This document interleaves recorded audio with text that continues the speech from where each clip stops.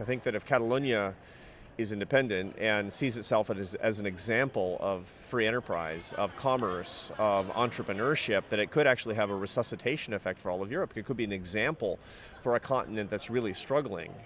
Of course, there are demographic problems, there are economic problems, but I do believe that the idea of an aspirational economy that believes in capitalism as a force for good, that's quite important, and that's actually the large tradition of Catalonia. So a free Catalonia could, in a strange and paradoxical way, have the greatest benefit that Europe could imagine.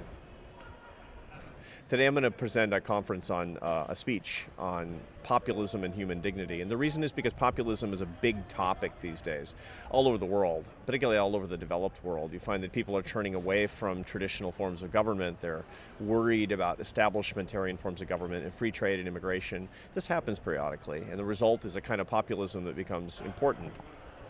So I want to talk about how this actually relates to human dignity. Many people who are watching us, they're worried about populism as a negative or destructive force.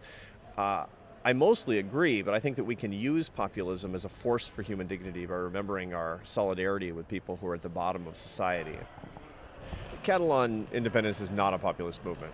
Populism is one that stands against the will of leaders, tries to take back leadership by the people from leaders. And that's actually not what's happening here. The Catalan leaders, the political leaders, are in favor of independence, and that's the opposite of populism. What happens today is that people don't like populism, so anything they don't like, they call populist.